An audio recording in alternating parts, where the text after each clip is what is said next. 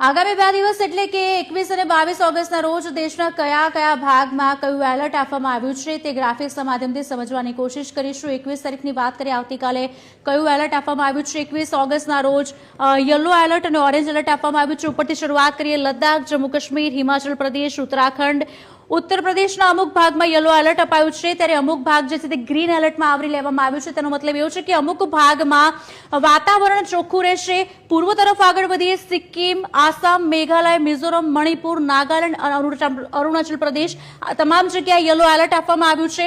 વચ્ચે જતા મધ્યપ્રદેશમાં યલો એલર્ટ આપવામાં આવ્યું છે, ત્યારે અમુક ભાગમાં ઓરેન્જ એલર્ટ છે, એટલે કદાચ આ બંને જગ્યાએ હજી પણ વરસાદ વધી શકે તેવી શક્યતાઓ દર્શાવાઈ રહી છે। રાજસ્થાન, ગુજરાત, મહારાષ્ટ્ર, તેલંગાણા તમામ જે વિસ્તારો છે ગ્રીન એલર્ટ, એટલે કે આ તમામ જગ્યાએ વાતાવરણ ચોખ્ખું રહેશે પણ કદાચ વરસાદ વરસી શકે।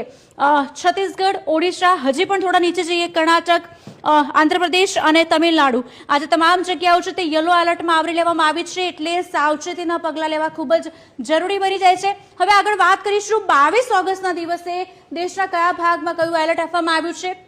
ઉપરથી શરૂઆત કરીએ, લદ્દાખ, જમ્મુ કાશ્મીર, હિમાચલ પ્રદેશ, પંજાબ, હરિયાણા, ઉત્તરાખંડ, આ તમામ જે જગ્યાઓ છે તે યલો એલર્ટમાં આવરી લેવામાં આવી છે। રાજસ્થાન, ઉત્તર પ્રદેશ ગ્રીન એલર્ટ, એટલે કે વાતાવરણ ચોખ્ખું રહેશે। બિહારમાં ઓરેન્જ એલર્ટ છે, એટલે સાવચેતીના પગલા સાથે બિનજરૂરી બહાર ન નીકળવાની સલાહ।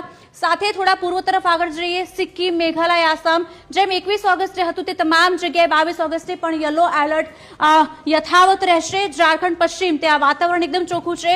ગુજરાત, મહારાષ્ટ્ર, તેલંગાણા સેમ વાતાવરણ ગ્રીન એલર્ટમાં આપવામાં આવ્યું છે, એટલે કે વાતાવરણ એકદમ ચોખ્ખું રહેશે પણ કદાચ પડે તો પણ હળવાથી મધ્યમ વરસાદની કદાચ આગાહી છે।